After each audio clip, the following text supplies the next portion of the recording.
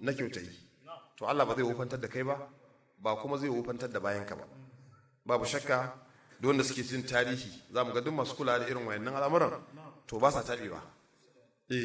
Ba sa tabewa. Saboda kada yi kasa a gwiwa, wanda an samu dama a yi hidima daidai gwargwado, a yi hidima ga waɗanda suke da bukata, ba wai a yi hidima ga waɗanda su dama mawadatan bane ba. In an yi wannan to ba a yi komai ba kenan. Amma ma abuta bukata, akwai hadisan ma da an ce ranar alkiyama, ko da hadisi ne wanda ke mai rauni, wasu sun ce ma hadisi ne mawdu'i, cewa wato ku riki hannun ni'ima a wajen waɗanda suke ma abuta ibtila'i. Saboda ranar alkiyama wato da an zo za a ce ku tashi ku shiga aljanna, sai ya ubangiji ai muna da waɗanda suka taimaka mana a duniya, akwai wani sun mana kaza, sun fitar da mu daga kangi kaza, sun mana kaza, sun ba mu abincin rana kaza, sun mana kaza, to sai ku kama hannun su ku shiga aljanna tare da su.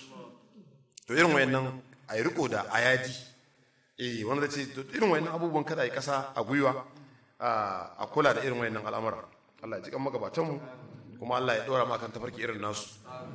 Ana faɗar Alhaji Bala Talle, Allah ya masa rahama, cewar kamar yadda masana sun sani cewar kowace rana akwai ranakun mabukata.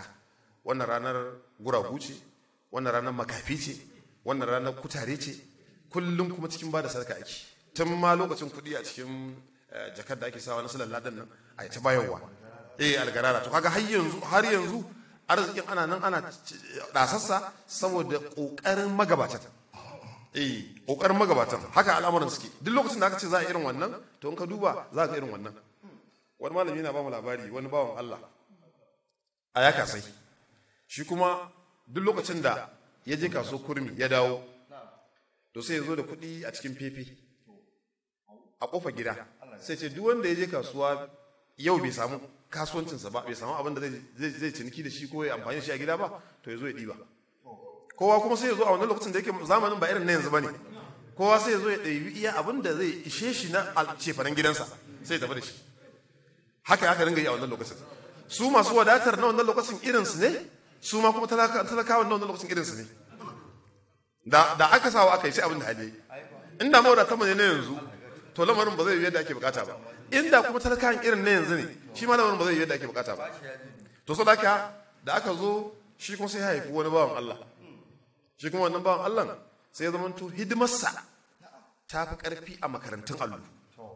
Zai je da wannan buhun na algarara da kuɗi sababbi, sai je don malamin allo, sai ce din da je sai ce Allah a karanta masa fatiha kafa daya.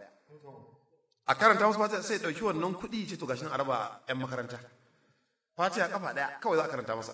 Ya karanta to wannan tsakanin ƴan makaranta kenan, amma tsakaninsa da malamin kuma Allah ne san me yake ba wa malamin. Wannan na ƴan makaranta ne. Duk makarantun allo su yake biye wannan aikin.